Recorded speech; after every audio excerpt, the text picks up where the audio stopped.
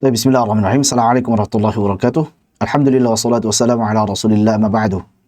Ikhwani fiddin wa akhwati fillah rahimani wa rahimakumullah jami'an. Teman-teman sekalian yang semoga dirahmati oleh Allah Subhanahu wa taala. Alhamdulillah kita sudah berada di sesi yang kedua. Insyaallah kita akan melanjutkan pembahasan daripada syarah qasidah Khaqani, Al-Imam Al-Khaqani, yang sekarang kita sudah sampai pada bait ke-8 ya. Bait ke-8 silahkan dibuka di buku pada halaman ke-29. Baik. Berkata An-Nadhim rahimahullahu taala, "Falisab'atil qurra'i haqqun 'alal wara liiqra'ihim Qur'an rabbihimul witri." Baik. Jadi falisab'atil qurra'i, maka 7 imam ahli qiraat, imam qiraat, 7 imam qiraat ini memiliki hak, haqqun 'alal wara, memiliki hak atas generasi selanjutnya. Kenapa memiliki hak? Liiqra'ihim Qur'ana rabbihimul witri. Dikarenakan mereka itu mengajarkan Al-Qur'an yang merupakan kitab dari Rabb mereka yang Maha Esa. Jadi ini menegaskan bahwasanya para imam qiraat, khususnya imam yang 7 yang nanti akan beliau sebutkan, yaitu dimulai dengan Imam Nafi', Imam Ibnu Katsir, Imam Abu Amr, Imam Ibnu Amir, Imam Asim, Imam Hamzah dan Imam Al-Kisai, dan ini juga formasi yang disusun oleh Imam Ibnu Mujahid. Jadi mereka memiliki hak atas generasi selanjutnya, hak untuk dipelajari ilmunya, hak untuk didoakan kebaikan mereka, dikarenakan jerih payah mereka, usaha mereka di dalam menukilkan bacaan Al-Quran yang sampai kepada kita sekarang ini. Nah, kita harus banyak mendoakan mereka. Jazallahu bil khairati 'anna a'immatan lana naqalul qur'ana 'adban wa salsalah. Jadi semoga Allah Subhanahu wa taala membalas mereka dengan kebaikan dikarenakan mereka telah menukil Al-Qur'an tersebut ya dari guru-gurunya yang sampai kepada Rasulullah, kemudian mengajarkannya kepada murid-muridnya, muridnya kepada muridnya lagi sampai kepada kita. Ini tidak lepas daripada karunia Allah Subhanahu wa taala, kemudian juga jerih payah mereka semuanya. Maka kita doakan kebaikan. Baik. Nah, ini ada 7 imam qiraat yang dipilih ya, dengan 14 rawi nantinya, yang di dalam Hirzul Amani wa Wajud Tahani dijelaskan ya, bahwa faminhum budurun sab'atun qad tawassatat sama'al 'ula wal 'adri zuhran wa kummala laha syubun 'anha istanarat fanawwarat sawadat duja hatta tafarraqa wanjala wa sawfa tarahum wahidan ba'da wahidin ma'a ithnaini min ashabihi mutamaththilah. Jadi nanti masing-masing qari memiliki 2 rawi ya yang meriwayatkan dari mereka, baik itu yang langsung belajar pada qari tersebut. Misalkan Imam Nafi' punya 2 murid, misalkan Qalun dan juga Warsh. Nah, ini langsung belajar pada mereka atau melalui perantara baik itu 1 orang ataupun lebih. Jadi ini qari, kemudian di bawahnya ada 2 rawi. 1 qari, 2 rawi, 1 qari, 2 rawi, sampai nantinya qari yang ke-7 punya 2 rawi sehingga totalnya ada 14 rawi. Taib. Ini bagi yang menyusun dengan 7 qiraat. Adapun nanti ada tambahan lagi 3 qiraat berikutnya, masing-masingnya 2 rawi sehingga totalnya ada 10 qiraat dan 12 riwayat. Nah, kita bahas yang 7 dulu. Jadi takhayyarahum nuqaduhum kulla bari'in wa laysa 'ala qur'anihi mutaakkilah. Kenapa dipilih 7 imam qiraat ini? Paling tidak ada 2 kategori. Yang pertama adalah karena mereka adalah figur unggulan. Jadi takhayyarahum nuqaduhum, para analisis memilih mereka kulla bari'in. Kenapa? Karena mereka adalah figur unggulan. Mereka adalah figur unggulan. Wa laysa 'ala qur'anihi muta'akkila, dan mereka tidak mencari makan dari bacaan Al-Qur'an mereka, dari pengajaran Al-Qur'an mereka. Jadi mereka adalah orang-orang yang wara', yang betul-betul berhati-hati dan tidak mengambil upah daripada pengajaran Al-Qur'an mereka. Ya, ini teladannya. Teladan. Baik. Dan nantinya insyaallah akan disebutkan oleh beliau fabil haramain Ibnu Katsir wa Nafi'un wa bil Basrah Ibnu Al-Ala'i Abu Amri wa bil Syami Abdullah wa huwa Ibnu Amir wa Asim al-Kufi wa huwa Abu Bakri wa Hamzah aidan wal Kisai ba'dahu akhul Hizqi bil.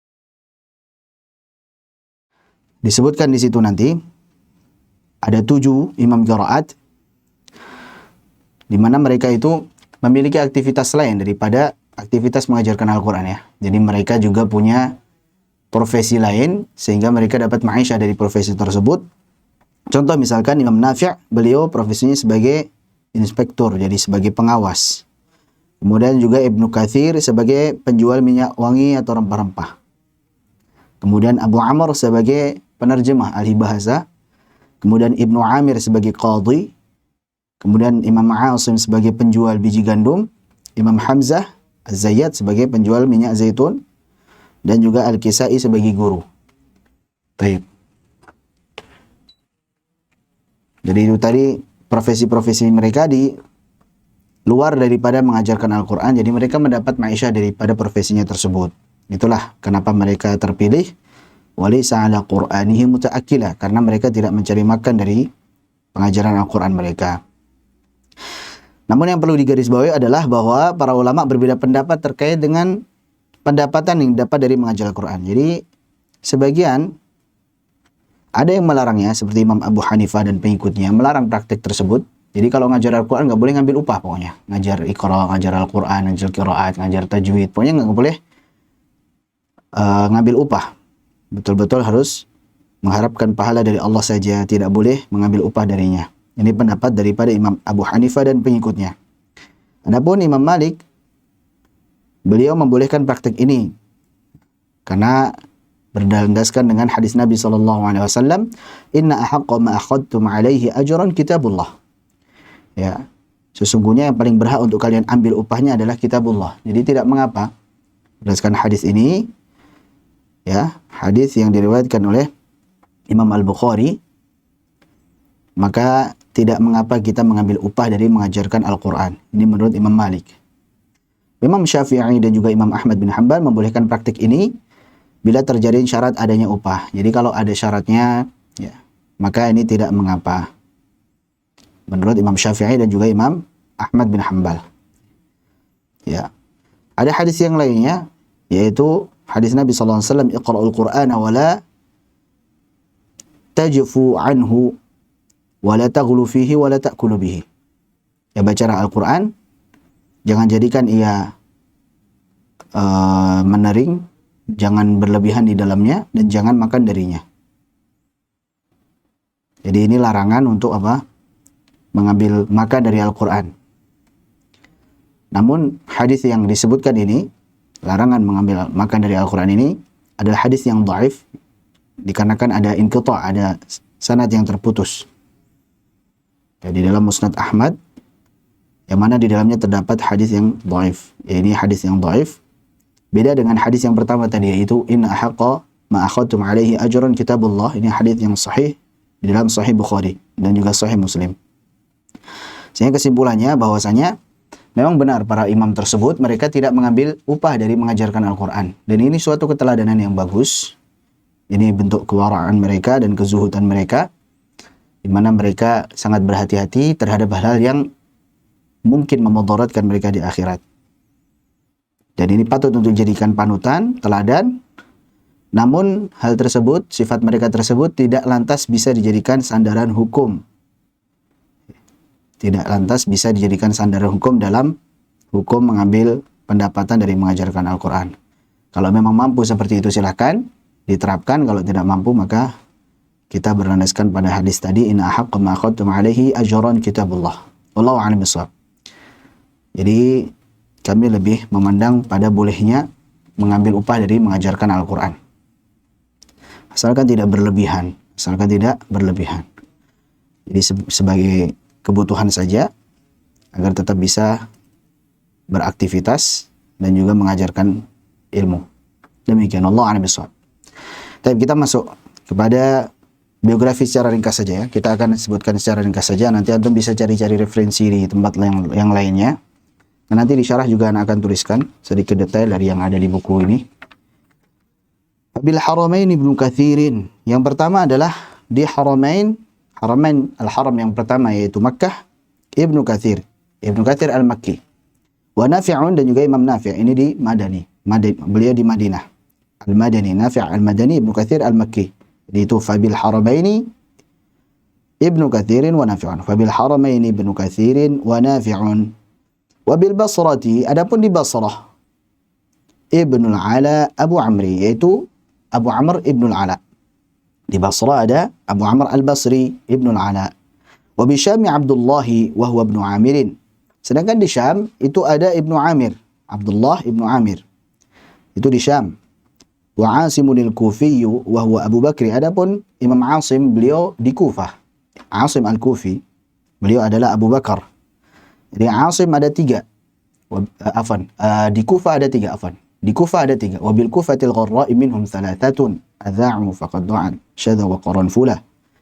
Di antaranya adalah Imam Asim, Imam Hamzah dan juga Imam Ali al-Kisai. Jadi ini imam qiraat yang ada di Kufah, ada 3, di mana Kufah diibaratkan al-gharra, yang terang benderang karena kan terang dengan ilmu di sana, sebagai pusatnya ilmu. Ada Imam Asim, yaitu Abu Bakar, kemudian ada Imam Hamzah dan juga ada Imam Al-Kisai, Ali Al-Kisai. Ini semuanya Al-Kufi. Akhul hizqi bil Qur'ani wan nahwi wasy'ari. Ya, di mana Imam Al-Kisai di sini dikhususkan oleh Imam Al-Khaqani. Beliau memuji Al-Imam Al-Kisai di sini. Akhul hizqi, beliau adalah seorang yang cerdas bil Qur'ani, yang cerdas dalam bidang Al-Qur'an, wan nahwi, dan juga di dalam nahwu, wasy'ari, dan juga syair. Ya, makanya tadi disebutkan bahwasanya Imam Al-Khaqani adalah seorang imam pada qiraah Al-Kisai. Dan beliau betul-betul memuji Al-Imam Al-Kisai di sini dibandingkan imam-imam yang lainnya. Baik, jadi ada 7 imam qiraat di sini yang disebutkan ya. Baik, kita akan lihat di sini bahwa setiap imam, setiap qari tadi nanti memiliki 2 rawi. Baik itu rawinya itu langsung belajar kepada para qari maupun melalui perantara. Baik itu 1 perantara maupun lebih daripada 2 perantara. Lebih daripada 1 perantara. Jadi ada qari, ada rawi, ada qiraah, ada riwayah. Nah, yang kita lihat di sini yang pertama adalah Imam Abdullah ibnu Katsir ibnu Amr ad-Dari. Beliau lahir di kota Makkah pada tahun 45 Hijriah dan wafat pada tahun 120 Hijriah. Beliau mengambil bacaan kepada Mujahid dan juga Abdullah bin Sa'ib. Beliau bukanlah Ibnu Katsir ahli tafsir yang hidup pada abad yang ke-7. Jadi beda antara Imam Ibnu Katsir al-Mufassir yang hidup pada abad yang ke-7, yaitu Abul Fida, pengarang daripada tafsir Al-Quran Al-Azim. Ini beda. Ibnu Katsir al-Qari beda dengan Ibnu Katsir al-Mufassir. Jadi rawi beliau adalah Imam Ahmad bin Muhammad bin Abdullah al-Makki yang digelar dengan Al-Bazzi. Jadi Imam Al-Bazzi, Ahmad Al-Bazzi, meninggal pada tahun 250 Hijriah. Dan Muhammad bin Abdurrahman bin Muhammad Al-Makhzumi yang digelari Kumbul, yang meninggal pada tahun 291 Hijriah. Ala kulli hal, intinya Ibnu Katsir punya 2 rawi, yaitu Al-Bazzi dan Kumbul. Dan ini urutannya beliau mengurutkan dengan Ibnu Katsir dulu ya. Yang masyhur sebagaimana yang ada di Syatibiyah adalah Nafi' dulu. Nafi' baru kemudian Ibnu Katsir. Taib, ala kulli hal. Jadi itu tadi ya, hafalkan Ibnu Katsir rawinya 2, yaitu Al-Bazzi dan Kumbul. Sudah itu saja yang penting yang harus kita hafalkan, Al-Bazzi dan juga Kumbul. Ahmad Al-Bazzi dan juga Muhammad bin Abdurrahman yang masyhur dengan julukan Kumbul. Kemudian Imam Nafi' Al-Madani, ini adalah imamnya penduduk Madinah. Imam Nafi' bin Abdurrahman bin Abi Nuaim Al-Madani. Taib. Beliau wafat pada tahun 169 Hijriah. Beliau termasuk imam yang banyak belajar kepada para tabi'in. Bahkan dikabarkan beliau belajar kepada 70 tabi'in. Namun yang dikonfirmasi ya tidak sampai 70. Wallahu a'lam bishawab. Disebutkan bahwasanya beliau belajar kepada 70 tabi'in. Rawi beliau adalah Imam Isa bin Mina bin Wardan Al-Madani yang digelari dengan Qalun. Jadi Qalun artinya terbaik ya, terbaik Qalun. Wafat pada tahun 220 Hijriah. Dan juga Imam Utsman bin Sa'id Al-Qibti Al-Misri yang digelari dengan Warash. Imam Warash beliau Al-Misri. Ya, disebut Warash karena kulit beliau putih. Jadi Qalun karena bacaannya bagus, terbaik beliau. Jadi Warash kulitnya putih, wafat pada tahun 197 Hijriah. Jadi gampang. Hafalkan Nafi'. Rawinya siapa? Qalun dan juga Warash. Qalun dan juga Warash. Kalau Ibnu Katsir dari siapa? Ahmad Al-Bazzi dan juga Kumbul. Al-Bazzi dan Kumbul. Imam Nafi', Qalun dan Warash. Lanjut. Berikutnya Imam Abu Amr Ad-Dani, yaitu Abu Amr bin Al-Ala Ad-Dani, Al-Basri, Afwan tadi salah ya. Abu Amr Al-Basri maksudnya, bukan Abu Amr Ad-Dani.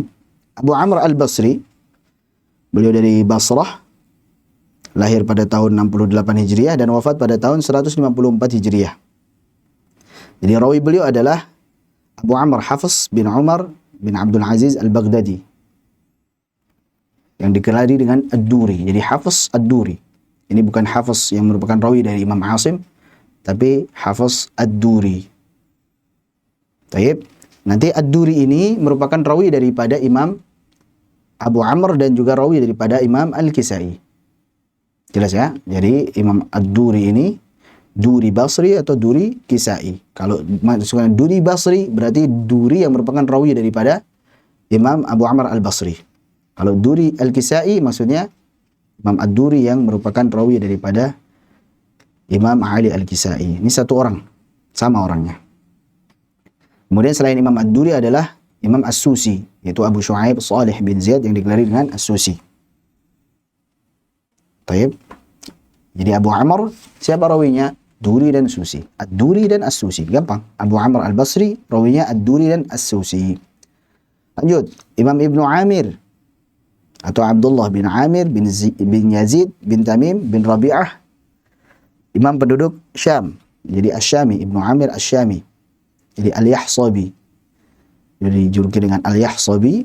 Beliau lahir pada tahun 21 Hijriah dan wafat pada tahun 128 Hijriah. Yang rawinya adalah Imam Hisham bin Amr Abul Walid As-Sulami, wafat pada tahun 103 Hijriah, dan juga Imam Abu Amr Abdullah bin Ahmad bin Bashir bin Zakwan. Jadi Ibnu Zakwan. Di Hisham dan Ibnu Zakwan. Ini untuk Ibnu Amir Asy-Syami, rawinya adalah Hisham dan juga Ibnu Zakwan. Hafalkan, Hisham dan Ibnu Zakwan. Coba kita hafalkan lagi tadi. Ibnu Katsir siapa?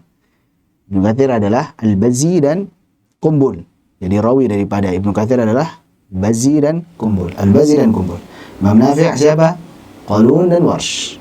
Abu Amr siapa? Ad-Duri dan As-Susi. Ibnu Amir siapa? Hisham dan Ibnu Zakwan. Gampang ya? Hisham dan Ibnu Zakwan. Jadi hafalkan, minimal hafal qari dan juga rawinya. Kemudian berikutnya Imam Asim. Yang kelima, Imam Asim, yaitu Abu Bakar. Imam Abu Bakar, beliau adalah imamnya penduduk Kufah. Beliau wafat pada tahun 128 Hijriah. Rawinya adalah Abu Bakar Syu'bah bin Ayyash bin Salim Al-Asadi, wafat pada tahun 193. Ini Syu'bah, Imam Syu'bah, dan juga Imam Abu Umar Hafiz bin Sulaiman bin Mughirah, wafat pada tahun 127. Jadi Hafiz, Imam Hafiz dan juga Imam Syu'bah. Syu'bah dulu baru Hafiz. Syu'bah dan Hafiz adalah rawi dari Imam Asim. Dan bacaan yang kita baca adalah dari jalur Imam Hafiz dari Imam Asim. Ini bacaan yang kita baca ya. Jadi riwayat Hafiz an Asim dari jalur Syatibiyah. Yang banyak kita baca sekarang adalah Hafiz an Asim dari jalur Syatibiyah. Jadi gampang insyaAllah. Imam Asim siapa rawinya? Syu'bah dan juga Hafiz. Lanjut.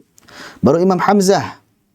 Imam Hamzah bin Hubaib Az-Zayyat. Ini imamnya penduduk Kufah. Beliau lahir pada tahun 80 Hijriah dan wafat pada tahun 156 Hijriah. Yang rawinya adalah Imam Abu Muhammad Khalaf bin Hisham Al-Bazzar. Jadi Khalaf Al-Bazzar yang nantinya juga merupakan qari yang ke-10, Khalaf Al-Ashir. Ini satu orang.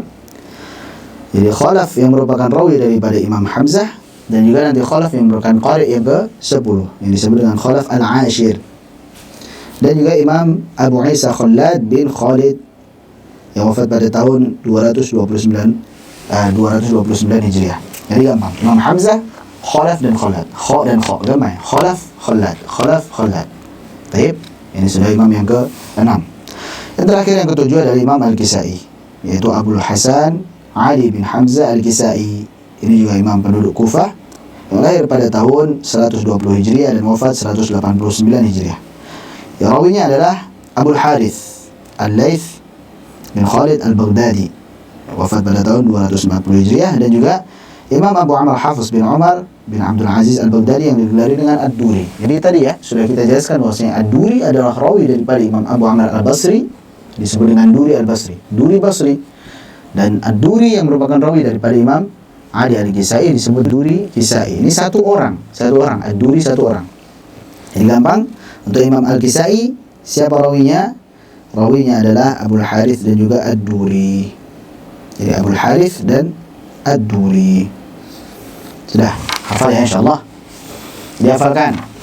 Kalau kita mau urutan yang Syatibiyah berarti Nafi' dulu. Nafi', Qalun, Warsh, Ibnu Katsir, Al-Bazzi dan Kumpul, Abu Amr, Ad-Duri dan As-Susi, Ibnu Amir, Hisham dan Ibnu Zakwan, Asim, Syu'bah dan Hafiz, kemudian Hamzah, Khalaf dan Khalad, kemudian Ali Al-Kisai adalah Abul Harith dan juga Ad-Duri.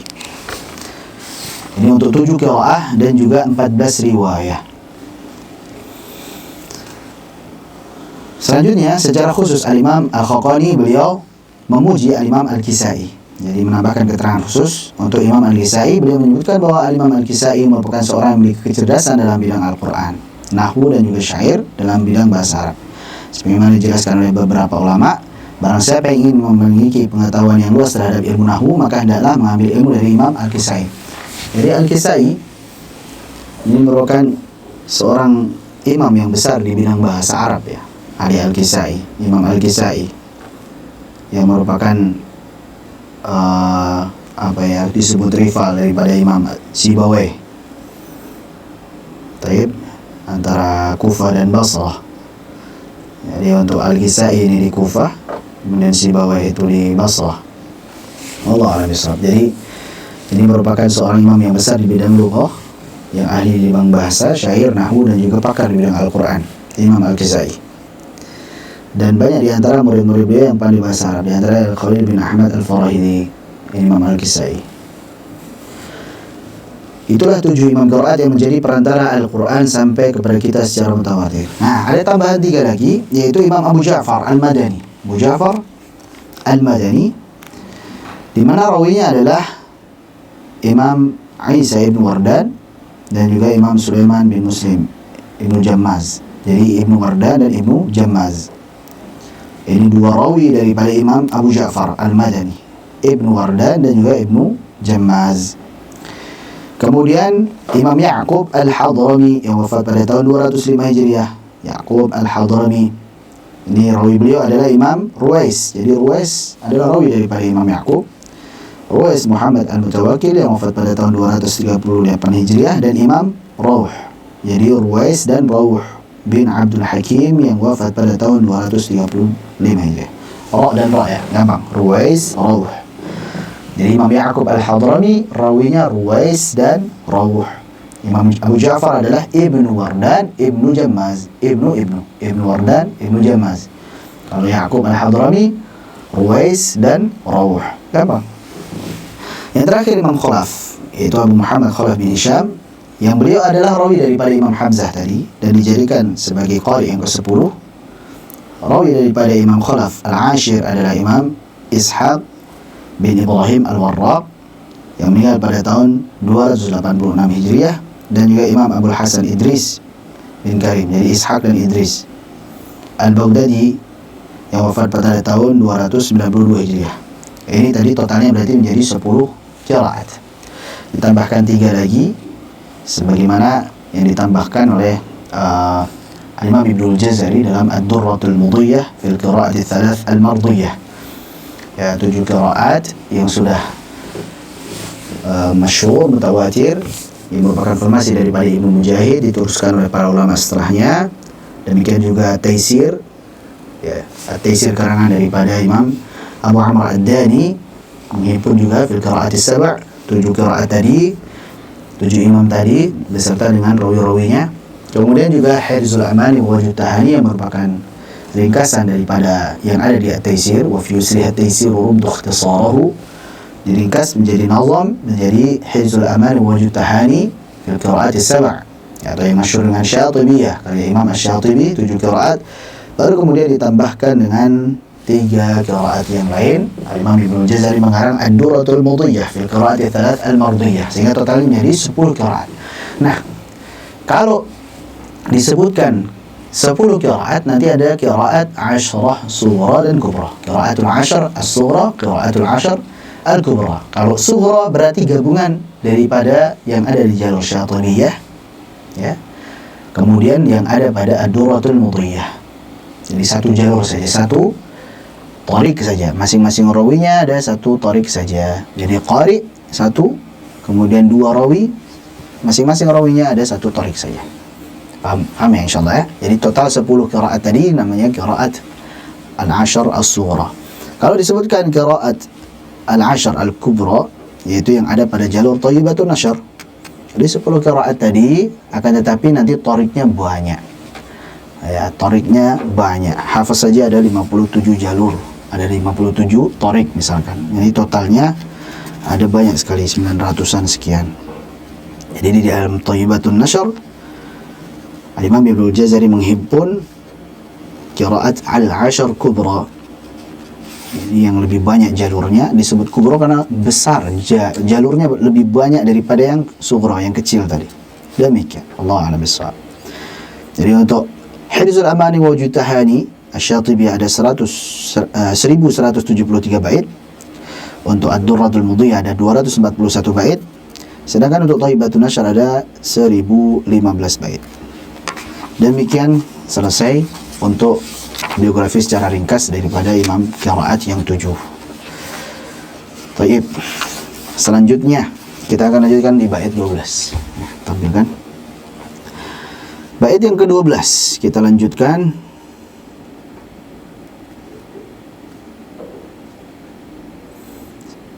Terkait dengan tingkatan tempo bacaan Al-Quran.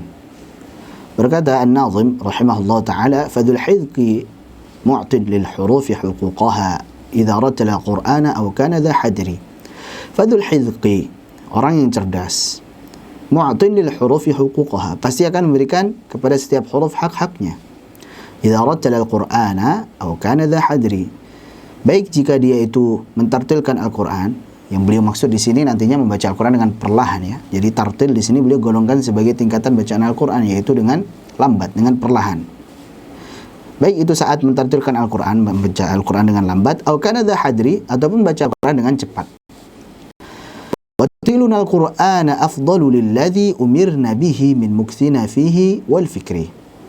Nah, dan bacaan kita secara tartil, kita mentartilkan bacaan Al-Quran, afdalu, itu lebih utama, lilladzi umirna bihi, dikarenakan kita diperintah untuk membaca dengannya, min mukthina, yaitu membaca dengan perlahan, fihi, di dalamnya, wal fikri, dan disertai dengan merenungi atau menghayati makna-maknanya.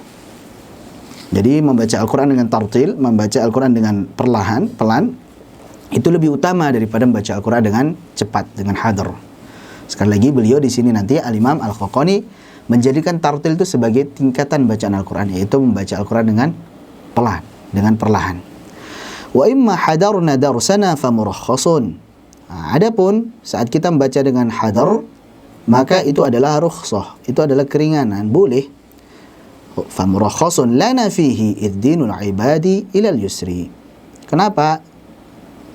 Karena agama ini adalah agama yang mudah diamalkan oleh para hamba. Jadi ini merupakan rukhsah. Kalau membaca dengan cepat, dengan hadar pun juga boleh. Tidak harus dengan perlahan. Demikian. Baik, kita lihat di sini. Jadi pada bait ke-12, Imam Al-Khaqani menjelaskan bahwa seorang yang cerdas adalah orang yang mampu menunaikan hak huruf, makhraj, dan juga sifat lazimah, dan mustahaknya, yaitu sifat aridah. Jadi sifat lazimah, sifat yang selalu melekat pada huruf, yang selalu ada pada huruf. Sifat aridah yang muncul pada kondisi tertentu. Entah itu disebabkan gabungan, tarkib antara satu huruf dengan huruf yang lainnya sehingga menimbulkan hukum-hukum bacaan, atau disebabkan sebagai konsekuensi daripada sifat lazimah. Contoh isti'la, itu hak huruf. Mustahaknya adalah apa? Dibaca tafkhim. Istifal, itu hak huruf. Maka mustahaknya apa? Konsekuensinya dibaca dengan tarqiq. Ini contoh. Baik. Baik itu saat membaca Al-Quran dengan tartil, yaitu perlahan, maupun saat membaca dengan hadar atau cepat. Jadi di sini beliau menggolongkan ada bacaan Al-Quran yang perlahan, yaitu tartil, dan juga hadar cepat. Ini menurut Al-Imam Al-Khaqani. Selanjutnya di bait ke-13 beliau menegaskan bahwa membaca Al-Quran secara tartil lebih utama daripada membaca secara hadar. Jelas, membaca dengan tartil itu lebih utama. Dikarenakan Allah SWT memerintahkan membaca Al-Quran dengan tartil dengan perlahan. Allah Subhanahu wa taala berfirman, "Warattilil Qur'ana tartila," dan tartilkanlah Al-Qur'an setartil-tartilnya. Dalam ayat yang lain Allah Subhanahu wa taala menjelaskan, "Wa Qur'anan faraqnahu litaqra'ahu 'alan nasi 'ala mukthib wa nazzalnahu tanzila." Ini surah Al-Isra ayat 106 ya. Yang belum tertulis di situ. Wa Qur'anan faraqnahu, dan Al-Qur'an itu diturunkan kepadamu, faraqnahu litaqra'ahu, berangsur-angsur. Faraqnahu itu maksudnya berangsur-angsur, turunnya tidak sekaligus. Litaqra'ahu 'alan nasi 'ala mukthin, agar engkau membacanya kepada manusia dengan perlahan. Jadi fungsi daripada diturunkannya Al-Qur'an secara berangsur-angsur agar Nabi sallallahu alaihi wasallam membacanya secara perlahan-lahan dengan tartil. Wa nazzalnahu tanzila, dan kami turunkan Al-Qur'an tersebut dengan cara berangsur-angsur. Jadi kalau disebutkan nazzala yunazzilu tanzilan, itu maksudnya turunkan secara berangsur-angsur. Tapi kalau anzala yunzilu inzalan, itu diturunkan secara sekaligus. Jadi dari Lauhul Mahfuz ke Baitul Izzah di langit dunia. Sebagaimana firman Allah misalkan syahrul Ramadan alladzi unzila fihi al-Qur'an, atau inna anzalnahu fi lailatul qadr, inna anzalnahu fi lailatin mubarakah. Maka itu maksudnya diturunkan secara sekaligus dari Lauhul Mahfuz ke langit dunia, di Baitul Izzah di langit dunia. Adapun kalau nazzala yunazzilu tanzilan, nazzalnahu tanzila misalkan, maka maksudnya adalah diturunkan secara berangsur-angsur dari langit dunia kepada Rasulullah SAW selama kurang lebih 23 tahun. Nah, fungsi daripada diturunkannya secara berangsur-angsur tersebut, terkadang beberapa ayat, terkadang satu surat, terkadang beberapa surat, itu diantaranya adalah agar Nabi SAW membacakan dengan perlahan-lahan. Jadi faraqnahu litaqra'ahu 'alan nasi 'ala mukthin. Mukthin artinya perlahan-lahan, pelan-pelan. Baik, jadi intinya yang lebih utama adalah membaca dengan perlahan. Baca Al-Quran itu pelan-pelan, ya, ditadaburi isinya sambil kita hayati maknanya. Itu yang lebih utama. Meski demikian, di bait berikutnya beliau menjelaskan bahwa membaca Al-Quran secara hadar atau cepat tetap diperbolehkan, sebab Islam adalah agama yang mudah, dan ini merupakan rukhsah bagi para hamba. Jadi misal saat seorang ingin merojaah hafalannya sementara waktu tidak banyak, atau saat seseorang berharapkan pahala yang lebih banyak sesuai banyaknya huruf yang dibaca. Contoh misalkan lagi murojaah ya, waktunya terbatas, pokoknya setengah jam ini anak harus dapat sekian misalkan. Ya, dia bacanya dengan hadar tentunya. Tapi kalau mau baca dengan hadar, syaratnya adalah bacaannya sudah bagus, makhrajnya sudah bagus, sifatnya sudah bagus, kemudian panjang pendeknya sudah stabil, guna-gunanya sudah stabil, baru boleh membaca dengan hadar. Kalau belum, jangan, nanti jadinya berantakan. Atau seseorang yang di dalam bulan Ramadan pengen mendapatkan pahala yang banyak dikarenakan banyaknya huruf yang dibaca, maka dia membaca dengan hadar, maka ini tidak mengapa. Ini rukhsah dan ini diperbolehkan. Sebagaimana hadis Nabi SAW dari Abdullah bin Mas'ud, "Man qara'a harfan min kitabillahi falahu bihi hasanah wal hasanatu bi 'ashri amthaliha, la aqulu alif lam mim harfun walakin alifun harfun wa lamun harfun wa mimun harfun." Jadi pengen baca ayat-ayat huruf-huruf dalam jumlah yang banyak supaya pahalanya juga banyak, karena satu hurufnya 10 kebaikan, dikalikan makin banyak huruf yang dibaca makin banyak pula pahalanya, itu maksudnya, maka boleh hadar. Baik, catatan, ada beberapa pendapat para ulama terkait dengan maratibul qiraah, tingkatan tempo bacaan Al-Quran. Di antaranya, yang pertama, pendapat pertama adalah tartil, tadwir, dan hadar. Jadi tartil di sini digolongkan sebagai tingkatan, yaitu lambat, perlahan. Sedangkan tadwir itu sedang, pertengahan, hadar itu cepat. Ini sebagaimana perkataan dari Syekh Utsman Sulaiman Murad dalam Salsabil Syafi, "Wa jawidil Qur'ana bit-tartili wal hadri wat tadwiri ya khalili." Dan tajwidkan Al-Qur'an dengan tingkatan tartil, perlahan, wal hadri, dan juga cepat, wat tadwiri, dan juga sedang, ya khalili, wahai kekasihku. Jadi itu ya. Di sini beliau menggolongkan tartil sebagai salah satu daripada tingkatan bacaan Al-Qur'an. Kemudian pendapat yang kedua, ada 4 tingkatan dengan rincian berikut. Yang pertama adalah tahqiq. Tahqiq ini sangat lambat, biasanya untuk belajar mengajar. Seorang guru mentalkin muridnya, kemudian muridnya mengikuti. Ini tahqiq. Jadi betul-betul huruf-hurufnya jelas, sifat-sifatnya jelas, panjang pendeknya, gunahnya, semuanya jelas. Betul-betul dalam rangka mengajar. Kemudian ada tartil. Ini lambat saja. Kalau tahqiq tadi sangat lambat, tartil itu lambat, tadwir itu sedang, hadar itu cepat. Ini juga pendapat yang termasuk pendapat yang masyhur. Tahqiq paling lambat, kemudian tartil itu lambat, tadwir sedang, kemudian hadar itu cepat. Pendapat yang ketiga, ada 5 tingkatan, ya, itu 4 tingkatan, salah itu tulisannya. Jadi 4 tingkatan, harusnya 5 tingkatan dengan rincian, belum diganti itu ya. 5 tingkatan dengan rincian apa? Yang pertama tahqiq sangat lambat, kemudian tartil itu lambat, kemudian tadwir sedang, hadar itu cepat, kemudian zamzamah atau hadramah, yaitu membaca dengan sangat cepat dengan suara yang lirih. Ya, seperti orang komat itu. Alhamdulillah. Seperti saat kita membaca dalam sholat sir misalkan. Alhamdulillah. nasta'in. Ihdinas siratal mustaqim. Baca dengan zam-zamah ini diperbolehkan, hanya saja tidak untuk disyiarkan ya. Enggak perlu orang lain dengar. Kita pengen baca dengan cepat ya, murojaah atau pengen dapat pahala yang banyak dalam satu hari khatam misalkan, maka tidak mengapa baca dengan zam-zamah atau hadramah, hanya saja itu tadi tidak perlu disyiarkan, nggak perlu dikeraskan sehingga orang lain tahu. Demikian. Tapi tetap ya kita hanya murojaah saja. Qomat kamit saja. Kemudian berikutnya pendapat yang berikutnya ya, yang keempat itu salah juga itu. Jadi ketiga, keempat, kedua coret saja itu. Ada 3 tingkatan, salah juga. Harusnya 3, itu 4 di situ, coret saya belum diganti.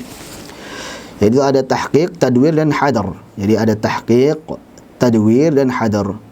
Jadi tahqiq itu lambat, tadwir itu sedang, hadar itu cepat. Dan ini yang kita ambil pendapat ini ya. Sebenarnya perkataan daripada Imam Ibnu Jazari, wa yaqra'ul Qur'anu bitahqiqi ma' hadrin wa tadwirin wa kullun muttaba' ma' husni sautin biluhunil arabi murattalan mujawwadan bil arabi. Jadi Quran itu bisa dibaca dengan tingkatan tahqiq lambat, ma' hadrin bisa cepat, wa tadwirin bisa sedang, wa kullun muttaba', tapi semua itu harus mengikuti cara yang sudah ditentukan, yaitu dengan cara tartil, wa kullun muttaba', sesuai dengan cara yang diikuti, itu dengan tartil. Jadi baik itu tahqiq saat lambat, baik itu hadar saat cepat, baik itu tadwir saat biasa sedang, itu harus dengan cara yang harus diikuti, yaitu apa? Dengan tartil. Kenapa? Karena tartil bukan tingkatan tertentu di dalam bacaan Al-Quran, tapi adalah kondisi yang dituntut saat membaca Al-Quran, baik dalam tingkatan cepat, lambat maupun sedang. Jadi kondisi yang harus dituntut dalam bacaan Al-Quran, kecepatan apapun itu harus dengan tartil. Demikian. Maka warattilil Qur'ana tartila, lebih tepatnya dia adalah suatu kondisi yang dituntut untuk diterapkan dalam baca Al-Quran dalam tingkatan apapun itu. Dia bukan tingkatan tersendiri. Jadi ini pendapat terakhir yang kita ambil ini. Taib, apa itu tahqiq?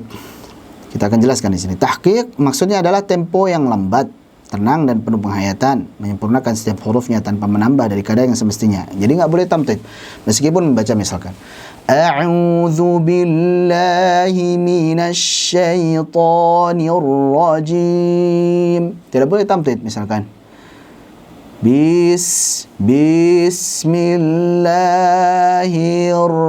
Jadi tamtid nih. Jadi melahirkan huruf mad. Salah. Jadi jangan sampai bismil. Salah. Harusnya langsung masuk. Bismillahirrahmanirrahim.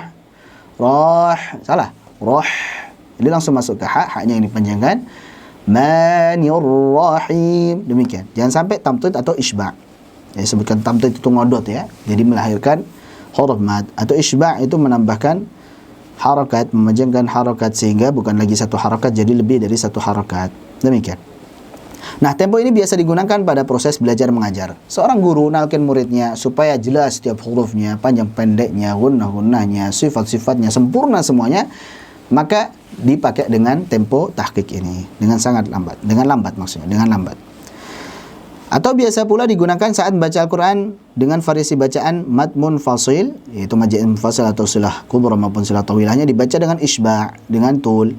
Ya, seperti misalkan qiraat Hamzah. Qiraat Hamzah, maka kita membaca dengan tingkatan tahqiq ini karena 6 harakat pada mad jaiz munfasil maupun wajib muttasil. Kemudian Warash juga demikian dari seluruh jalurnya kecuali Al-Asbahani dan yang lainnya. Jadi qiraat Hamzah dan juga riwayat Warash kecuali pada jalur Al-Asbahani, maka itu membacanya dengan tahqiq. Kenapa? Saat membaca mad munfasil itu dibaca dengan 6 harakat. Wallahu a'lam bishawab. Ini biasanya, bukan suatu keharusan ya, biasanya. Kemudian yang kedua tadwir. Apa itu tadwir? Yaitu bacaan dengan tempo yang sedang antara cepat dan lambat, sembari menyempurnakan makhraj, sifat dan hukum-hukum bacaannya. Ya, meskipun sedang, jangan lupa tetap menerapkan makhraj, sifat dan juga hukum-hukum bacaan yang lainnya. Tempo ini biasa digunakan saat seorang imam membaca Al-Quran di salat jahar. Jadi saat imam baca di salat jahar misalkan. Alhamdulillahi Rabbil Alamin. Pertengahan biasa. Ar-Rahmanir Rahim. Maliki Yaumiddin. Tidak terlalu lambat, juga tidak terlalu cepat. Nah, kalau salat jahar kemudian baca dengan tahqiq, ini repot nih. Ya. Alhamdulillahi Rabbil Alamin. Lama nanti salatnya.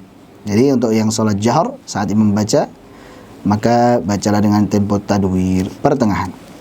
Atau saat seorang murid menyetorkan kepada gurunya. Jadi misalkan setoran seorang murid kepada gurunya, nggak perlu tahqiq, nggak perlu hadar, jangan terlalu cepat, nggak perlu juga terlalu lambat, biasa saja. Ya, misalkan membaca, misalkan وَقَضَى رَبُّكَ أَلَّا تَعْبُدُوا إِلَّا إِيَّاهُ وَبِالْوَالِدَيْنِ إِحْسَانًا إِمَّا يَبْلُغَنَّ عِندَكَ الْكِبَرَ أَحَدُهُمَا أَوْ كِلَاهُمَا فَلَا تَقُل لَّهُمَا أُفٍّ. Itu contoh. Jadi bacanya biasa. Jangan terlalu cepat, jangan terlalu lambat. Ini tadwir. Kemudian biasa pula digunakan saat baca dengan variasi bacaan mad munfasil, yaitu jaiz munfasil atau silah kubra maupun tawilahnya dibaca tawassut. Seperti misalkan qiraah Asim, ya, Hafiz maupun Syu'bah, kita baca dengan tempo tadwir. Ini biasanya, ya, bukan suatu keharusan. Sekali lagi ini biasanya. Maupun qiraah Ibnu Amir ataupun qiraah Al-Kisai, itu i-nya kecil, afwan, bisa anak koreksi. Maupun riwayat Qalun, yaitu kelebihan a, Qalaun, harusnya Qalun. Dalam salah satu cara bacanya, maksudnya yang mad jaiz munfasilnya 4 harakat, karena qalun mad jaiznya bisa 4 harakat atau 2 harakat, dan yang lainnya. Intinya bagi yang membaca mad munfasilnya dengan tawassut, maka biasanya menggunakan tempo tadwir ini. Wallahu a'lam bishawab. Adapun hadar artinya tempo yang cepat namun tetap menyempurnakan harakat, huruf dan juga hukum bacaannya serta tidak mengurangi kadar yang seharusnya, tidak jadi ikhtilas. Contoh orang baca cepat misalkan, A'udzubillahi minasyaitonirrajim. Kurang ini. Bismillah. Harusnya apa? A'udzubillahi minasyaitonirrajim. Bismillahirrahmanirrahim. Alhamdulillahi rabbil alamin. Arrahmanirrahim. Maliki yaumiddin. Iyyaka na'budu wa iyyaka nasta'in. Baca dengan cepat misal. Ihdinas siratal mustaqim, siratal ladzina an'amta 'alaihim ghairil maghdubi 'alaihim waladdallin. Tetap. Jadi harakat-harakatnya jelas, huruf-hurufnya jelas, panjang pendeknya tetap jelas, guna kalau ada dengungnya dengan jelas. Bismillahirrahmanirrahim. Jadi bismillahirrahmanirrahim. Tapi bismillahirrahmanirrahim. Alif lam mim. Dzalikal kitabu la raiba fihi هدى للمتقين الذين يؤمنون بالغيب ويقيمون الصلاة ومما رزقناهم ينفقون والذين يؤمنون بما أنزل إليك وما أنزل من قبلك وبالآخرة هم يوقنون أولئك على هدى من ربهم وأولئك هم المفلحون. Ini hadar. Dan biasanya hadar dipakai saat mad munfasilnya itu dibaca dengan qasar, 2 harakat saja. Jadi supaya cepat nih, misalkan lagi tarawih, ya, pengen baca banyak, kemudian bacanya dengan hadar cepat, maka pilih yang riwayat maupun jalur yang mad munfasilnya 2 harakat, qasar saja. Baik. Contohnya adalah qiraah Ibnu Katsir, itu mad munfasilnya 2 harakat. Abu Ja'far itu juga 2 harakat. Imam Ya'qub, kemudian riwayat Qalun dalam salah satu cara bacanya. Karena Qalun tadi mad munfasil bisa 2 harakat atau 4 harakat, ya. Taib, kemudian Imam Hafiz atau Imam As-Susi di sini disebutkan juga 2 harakat. Imam Hafiz dari jalur Thayyibah dan yang lainnya. Demikian. Jadi intinya pendapat yang kita ambil adalah bahwa maratibul qiraah, tempo kecepatan bacaan Al-Qur'an yang tartil itu ada 3, yaitu tahqiq, kemudian tadwir dan hadar. Semua itu harus dibaca dengan tartil. Baik saat lambat dengan tartil, baik saat sedang dengan tartil, baik saat cepat juga dengan tartil. Lanjut. Bait ke-15 dan 16. Bait 15 dan 16. Berkata An-Nazim rahimahullahu taala, "Ala fahfadhu wasfi lakum ikhtasartuhu liyadri bihi." Asalnya liyadriya, tapi di daruratin nazm ya-nya disukunkan. Liyadri bihi man lam yakum minkum yadri. Baik. Ala fahfadhu wasfi lakum ikhtasartuhu liyadri bihi man lam yakun minkum yadri. Kalau liyadri ya bihi man lam, itu enggak pas. Jadi liyadri bihi man lam yakun minkum yadri. Jadi pas, tak timbangannya pas. Jadi ya-nya disukunkan. Fa fi syarbatin law kana ilmi saqaitukum wa lam ukhfi ankum dzalika al-ilma bidh-dhukhri. Ala fahfadhu, perhatikan. Fahfadhu, hafalkanlah wasfi lakum, penjelasanku yang telah aku ringkaskan, makhtasartuhu, yang telah aku ringkaskan untuk kalian, lakum, untuk kalian. ini. Jadi hafalkan penjelasanku yang telah aku ringkaskan untuk kalian ini. Liyadri bihi man lam yakum minkum yadri, agar kalian mengetahui apa yang sebelumnya kalian belum tahu. Jadi supaya dapat ilmu baru, maka hafalkan. Fa fi syarbatin law kana ilmi saqaitukum, seandainya dalam seteguk minuman ini terdapat ilmuku, syarbatin bukan syurbatin ya, seperti wudu dengan wadu. Jadi kalau wudu itu perbuatannya, wadu itu tempat untuk wudu, maksudnya air di dalam misalkan di gayung misalkan, itu wadu. Baik. Jadi syarbatin bukan syurbah. Syurbah minum, aktivitasnya. Syarbatin itu tempat untuk minum. Jadi seandainya di tempat minum, ya, ada seteguk minuman, lau kana ilmi, ada ilmuku dalam seteguk minuman tersebut, saqaitukum, niscaya aku akan tuangkan untuk kalian. Ya, ini semangatnya beliau di dalam mengajar ya. Seandainya ini ilmu saya bisa nih taruh di gelas misalkan. Nih. Anak pasti akan minumkan ke antum. Ini semangatnya beliau dalam mengajar gitu, enggak akan pelit. Walam ukhfi ankum dzalikal ilma bidzukri, dan saya tidak akan menyembunyikan ilmu tersebut dengan menimbunnya. Jadi enggak mungkin saya timbun-timbun, enggak mungkin saya sembunyikan. Jadi ini merupakan semangat beliau dalam mengajar. Masya Allah, ya, seorang guru memang harus seperti itu. Jadi harus semangat di dalam mengajarkan ilmu dan juga semangat dalam menambah ilmu ya. Ibaratkan teko, kalau semuanya dituangin udah habis, mau dituangin apa lagi gitu. Maka harus upgrade ilmunya, harus tambah terus ilmunya supaya bisa menuangkan minuman-minuman yang baru. Demikian. Baik, jadi ini ajakan beliau agar menghafalkan apa yang beliau ringkaskan. Ini ringkas 51 bait dihafalkan, ya, dipelajari, karena isinya bukan hanya tentang tajwid, tapi tadi ada adab-adab, ada biografi para ulama, ya, ada prinsip dalam mengambil bacaan Al-Quran dan lain sebagainya. Banyak, ada motivasi untuk terus belajar di akhir nanti, sabar dan teruslah belajar. Ada ilmu tajwid walaupun tidak banyak gitu ya, hanya sekilas-sekilas saja. Maka ini merupakan perkataan yang kalau disyarah sebenarnya bisa sangat luas sekali ya. Tiap baitnya, tiap pembahasan di syarah itu sebenarnya sangat luas sekali.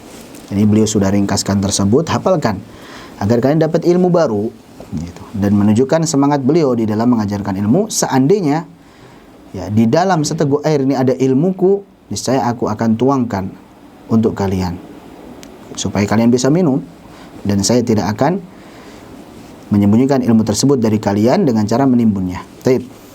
Ala kulli hal, intinya ini semangat beliau. Nabi SAW bersabda, balighu anni walau ayah, sampaikan dariku meski satu ayat. Nah ini yang meletar belakin seseorang semangat dalam berdakwah, dalam menyampaikan ilmu. Balighu anni walau ayah. Tapi meskipun demikian, ya, hadis tersebut memang menjelaskan amanah di dalam menyampaikan ilmu, akan tetapi tetap kita harus sadar kapasitas diri kita, ya. Rahimallahu man arafa qadra nafsihi. Semoga Allah SWT merahmati seorang yang sadar kapasitas dirinya. Jadi kita ajarkan yang memang kita tahu saja gitu. Yang nggak tahu jangan offset.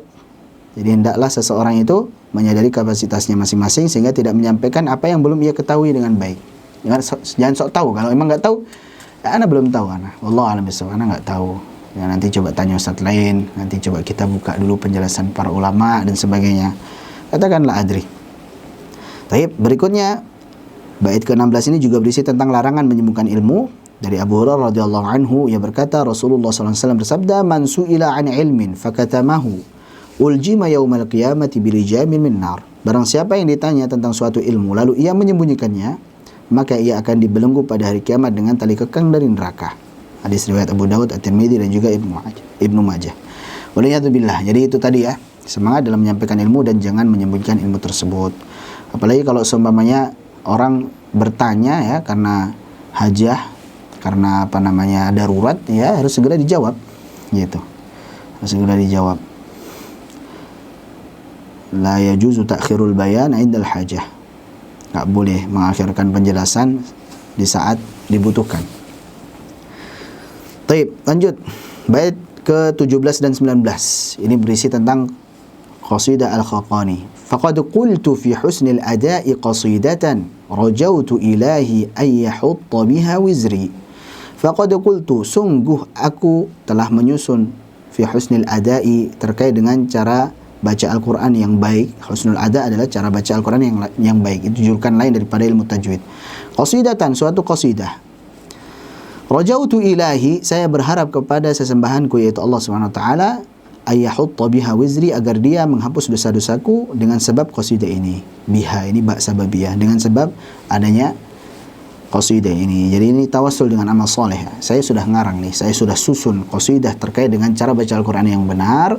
Maka saya berharap dengan adanya qasidah ini Allah Subhanahu wa taala mengampuni dosa-dosa saya. Wa abiyatuha 50 baitan wa wahidun tunazzamu baitan ba'da baitin 'ala al-ithri. Ya, jumlah baitnya ada 51 bait. 50 baitan wa wahidun. Ini jarang-jarang. Biasanya apa? Ada hisabul jummal, ada huruf abjadiyah. Misalkan abiyatuhu naddun bada. Naddun bada itu totalnya nanti ada 61. Naddun bada, nun dal ba dal alif, totalnya 61. Kalau di sini beliau dengan dengan spesifik mengatakan khamsuna baitan wa wahidun, ada 51 bait gitu ya. Tunazzamu baitan ba'da baitin 'ala al-ithri. Ya, 51 bait tersebut disusun bait demi bait secara berurutan. Wabillahi taufiqi wa ajri alaihi fi iqamatina i'raba ayatihi az-zuhri. Dan hanya kepada Allah lah aku berharap taufik dan pahala terhadap usaha kami dalam mengajarkan i'rab atau tajwid ayat-ayatnya yang harum. Jadi hanya kepada Allah saja mengharapkan taufik, hidayah, dan juga mengharapkan pahala terkait dengan apa yang telah kami lakukan ini, yaitu mengajarkan ayat-ayat Al-Quran. I'rab di situ maksudnya tajwid ya. Mengajarkan i'rab maksudnya tajwid ayat-ayat Al-Quran yang harum, az-zuhri, yang harum sebagaimana layaknya bunga. Baik, bait ke-17 sampai 19 ini intinya tentang qasidah Al-Khaqani, bahwa beliau telah menyusun suatu qasidah yang berisi tentang cara baca Al-Quran yang benar, dan beliau berharap agar Allah Subhanahu wa taala ampuni dosa-dosa beliau terkait dengan disebabkan adanya qasidah ini. Kemudian beliau sampaikan bahwasanya jumlah baitnya ada 51 bait. Masing-masing bait tersebut tersusun dengan rapi secara berurutan, dan yang terakhir beliau berharap taufik dari Allah Subhanahu wa taala dan juga mengharapkan pahala atas usaha beliau tersebut di dalam mengajarkan ilmu tajwid, dan beliau mensifati ayat-ayat Al-Quran sebagaimana apa? Bunga-bunga yang harum. Demikian. Taib, sudah bait 17 dan 19 sudah azan di sini. Taib, Anda rasa cukup, insyaallah kita cukupkan berarti untuk sesi ini bait ke-17 dan 19. Dan Ana sampaikan ya, mohon maaf pada teman-teman sekalian, kita belum terlalu bisa maksimal di dalam daurah kali ini karena Ana terus terang juga belum terlalu fit sekali ya, belum bisa ngangkat suaranya. Maka Ana mohon maaf untuk hari ini dua sesi saja, yaitu sampai sesi kedua ini. Sesi ketiganya ditiadakan, jadi sudah azan. Jadi kita lanjutkan besok, dan itu pun barangkali kita akan lanjutkannya di jam 10 ya, karena pagi anak ada rapat dengan asatidzah.